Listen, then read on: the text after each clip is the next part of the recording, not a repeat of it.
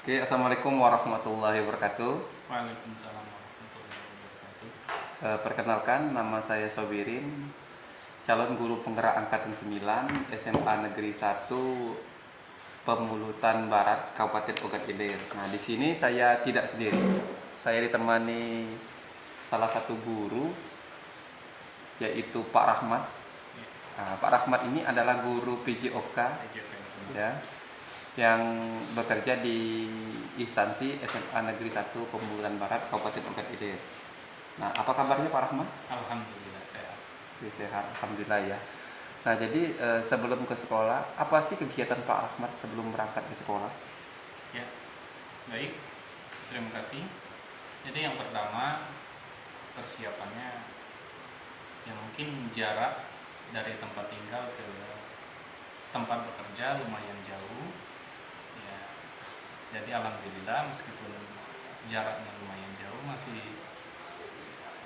sempat melaksanakan ibadah sholat subuh sembari menyiapkan persiapan mengajar di SMA Negeri 1 Pemulutan Barat. Ya, mungkin demikian. Jadi Pak Rahmat ini sebelum berangkat melakukan aktivitas ibadah dulu ya, supaya kegiatannya itu bisa berjalan dengan lancar dan mendapatkan keridhaan dari Allah Subhanahu wa taala.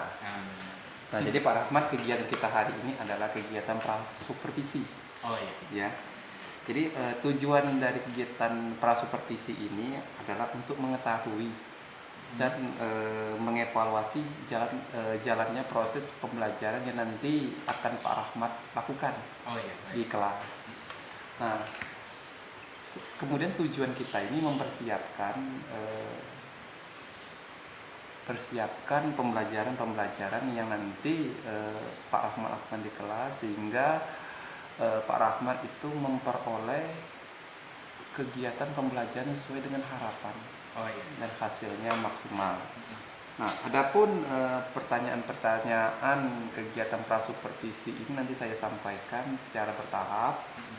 Dan adapun pertanyaan pertama yaitu berkaitan tentang tujuan pembelajaran. Oh iya. Nah, jadi kan Pak Rahmat itu membuat rancangan pembelajaran sebelum melaksanakan pembelajaran.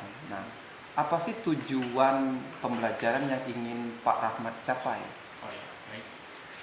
Jadi tujuan pembelajaran yang insya Allah akan dilaksanakan pada pertemuan kedepannya, yaitu yang lebih kurang ada lima sasaran yang ingin saya targetkan. Yang pertama mungkin ya, satu, memahami gerak lompat jongkok pada aktivitas senam lantai. Jadi materinya itu senam lantai. Yang kedua itu memahami gerak lompat kangkang pada aktivitas senam lantai. Yang ketiga itu menganalisis kesalahan yang dilakukan pada gerak lompat jongkok dan lompat kangkang. Yang keempat, memahami cara memperbaiki kesalahan yang dilakukan pada gerak lompat jongkok dan lompat kangkang. Dan yang terakhir itu mempraktikkan hasil analisis gerak lompat jongkok dan lompat kangkang dalam aktivitas senam lantai. Mungkin demikian. Nah, jadi yang dari Pak Rahmat sampaikan ada 5 tujuan pembelajaran yang dicapai. Ya. Jadi secara umum Pak Rahmat itu ingin mengetahui Ya. pemahaman siswa terkait senam lantai. Senam lantai. Ya, senam lantai untuk materi lompat jongkok dan kangkang. Lompat kangkang. Kemudian apa sih kesalahan-kesalahan yang biasa dilakukan dan bagaimana cara mengantisipasi kesalahan tersebut kan? Iya. Kemudian bagaimana cara mempraktekkan lompat jongkok dan kangkang yang baik dan benar, Iya, benar. sehingga tidak cedera dalam melaksanakannya. Nah, jadi untuk area pengembangan yang ingin Pak Rahmat capai dalam materi lompat jongkok dan lompat kangkang itu pada saat observasi nanti seperti apa itu Pak? Ya, baik. Jadi untuk area pengembangannya mungkin saya ambil ada 2. Ya. Yang pertama menggunakan metode pengetahuan dan keterampilan. Ya. Jadi Metode pengetahuan ya sasarannya mungkin bagaimana siswa mengetahui tentang teknik dasar, gerak dasar senam lantai, baik itu lompat kangkang atau lompat jongkok. Yang kedua itu keterampilan. Siswa mampu mempraktikkan dengan baik itu gerak dasar senam lantai, lompat jongkok dan lompat kangkang. Mungkin demikian, Pak. Oke, untuk area pengembangan pembelajaran yang ingin Pak Rahmat lakukan yaitu ke aspek pengetahuan. Iya. Bagaimana siswa itu mengetahui tentang bagaimana sih cara melakukan lompat jongkok dan kangkang. Jadi Yeah. siswa itu mengetahui dulu kan langkah-langkahnya. Setelah itu ke aspek keterampilan. Jadi siswa itu bisa mempraktekkan ya, setelah dia mengetahui apa sih senam jongkok dan lantai, dia mempraktekkan sendiri lompat jongkok dan lompat kangkang ya di senam lantai itu sendiri. Nah, saya ingin mengetahui bagaimana rancangan pembelajaran yang Bapak Rahmat terapkan nanti di kelas dan strategi pembelajaran yang kemudian pembelajaran yang Pak Rahmat lakukan di kelas itu seperti apa metodenya itu? Ya mungkin metode yang saya ambil itu berbasis praktek. Iya, berbasis praktek. Itu diintegrasikan nggak dengan pembelajaran berdefisiensi? Iya, jadi nanti pada saat pelaksanaan prakteknya ya, pembelajaran yang berbasis masalah atau problem basis learning, untuk metodenya mungkin saya menggunakan di praktek itu tadi. Jadi nanti Pak Rahmat itu akan melaksanakan kegiatan berbasis masalah ya, Dak? Iya, berbasis masalah. Nah, jadi kan setiap melaksanakan kegiatan tersebut kita akan ada langkah-langkah yang keliru ya. Nah, nanti dievaluasi. Iya. Nah, kemudian di akhir mungkin pelaksanaan evaluasi. Dievaluasi ya dari praktik yang dilaksanakan. Kemudian kan siswa itu Pak berbeda-beda ya. Apakah Pak Rahmat melakukan kegiatan berdepresiasi? Iya, tentunya kita akan membagi kelompok.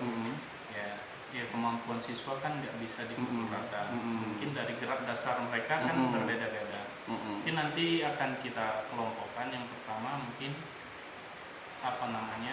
siswa yang teknik dasarnya memang masih kurang, dan siswa yang kita bagi berikutnya mungkin mereka yang teknik dasarnya pada saat pelaksanaan mungkin dianggap sudah lumayan mampu. Ya betul sekali. Berarti Pak Rahmat itu nanti akan melaksanakan kegiatan berdefisiensi di mana siswa yang memiliki kemampuan kinestetik yang lebih unggul dikelompokkan seperti ini, kemudian nanti yang kinestetiknya kurang dikelompokkan seperti ini. Nanti kan treatmentnya kan beda itu ya. Setelah Bapak melakukan pembelajaran berdefisiensi, kemudian kan siswa itu Pak memiliki karakter yang berbeda-beda, emosi yang berbeda-beda. Nah, apakah Pak Rahmat menerapkan pembelajaran KSE, keterampilan sosial emosional, dalam menyikapi karakter emosi siswa yang berbeda-beda itu? Iya, benar. Ya, karena ya seperti yang Bapak sampaikan tadi, tingkat emosional anak-anak kan nggak bisa juga dipukul. Iya. Mungkin nanti akan kita bagi juga. Jadi Pak Rahmat ini itu sudah benar ya membuat rancangan RPP, yaitu metodenya metode praktek Pak ya. Kemudian diintegrasikan dengan pembelajaran berdifferensiasi berdasarkan bakat dan minat, terutama keterampilan kinestetiknya. Kemudian menerapkan KSE, kompetensi sosial emosional, karena nanti kan ketika praktik di lapangan itu kan emosi siswa kan berbeda-beda. Mungkin ada yang senang, ada yang jenuh. Jadi nanti Pak Rahmat itu akan mengkombinasikannya sehingga pembelajaran senam jongkok dan senam kangkang ini lebih menyenangkan lagi ya, seperti itu. Nah, kemudian Pak Rahmat, eh, ketika praktek kan di lapangan itu pasti menggunakan media pembelajaran. Nah, media apa sih yang Pak Rahmat gunakan pada saat kegiatan senam jongkok dan senam kangkang nanti? Oh ya. Ya, seperti pada umumnya media yang saya akan gunakan yang pertama itu matras, dan yang kedua itu peti lompat atau yang nantinya mungkin akan kita modifikasi alat atau media. Jadi Pak Rahmat itu menggunakan media matras dan ini ya, lompat kangkang atau nanti mungkin kita modifikasi menggunakan media yang ada. Nah, setelah kegiatan praktek berlangsung itu kan nanti kan Pak Rahmat itu kan melihat pengetahuan mereka. Apakah Pak Rahmat itu sudah menyiapkan LKPD setelah kegiatan pembelajaran selesai dilakukan? Iya. Iya. Untuk LKPD-nya, alhamdulillah sudah saya susun. Kira-kira kapan sih atau rencana Pak Rahmat melaksanakan kegiatan ini di kelas berapa dan kapan waktunya itu? Baik, kalau tidak ada halangan, pelaksananya mungkin pada minggu kedua di bulan Januari. Insya Allah kalau tidak ada halangan, pada hari Rabu di kelas 11 IPS 1. Oke. Baiklah Pak Rahmat, nanti kalau Pak Rahmat sudah menentukan kelas dan waktunya, saya akan datang melakukan supervisi di kelas Pak Rahmat sudah tentukan tadi. Baik. Saya akan melihat dan mencatat hal-hal apa saja yang akan terjadi di kelas. Nah, nanti Pak Rahmat juga saya nilai dengan cara melakukan observasi atau pembelajaran yang Pak Rahmat lakukan. Kemudian saya juga akan melakukan percakapan terakhir kepada Pak Rahmat sekali didampingi oleh pengajar praktik yang nanti berada di dekat kita. Nah, sebelum saya akhiri percakapan pra-supervisi ini, Pak Rahmat ya, apa sih yang Pak Rahmat rasakan atau hasil yang Pak Rahmat rasakan ketika kita melakukan perbincangan ini? Baik. Baik, jadi dengan perbincangan sekilas dengan Pak Sobirin ya, jadi ada banyak yang saya dapatkan. Yang pertama mungkin salah satunya gambaran atau media apa saja yang akan saya persiapkan nanti. Ya, betul sekali Pak Rahmat. Ya, mungkin itu Pak. Oke, terima kasih atas waktunya Pak Rahmat sudah bersedia berbincang-bincang dengan saya terkait percakapan pra-supervisi. Nah, sampai nanti kita bertemu di kegiatan supervisi di kelas. Dan saya juga akan melakukan observasi kegiatan pembelajaran yang nanti Pak Rahmat lakukan di kelas 11 ya. Pada waktu hari Rabu.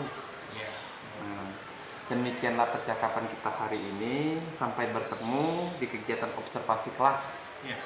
Nanti bersama saya, Pak Sobirin, Pak Rahmat, kemudian pengajar praktik, ya. Dan juga nanti kita akhiri dengan kegiatan pasca observasi atau pasca supervisi. Oke, terima kasih. Saya akhiri dengan ucapan wassalamualaikum warahmatullahi wabarakatuh. Waalaikumsalam warahmatullahi wabarakatuh. Terima kasih. Terima kasih Pak Rahmat. Oke, sudah.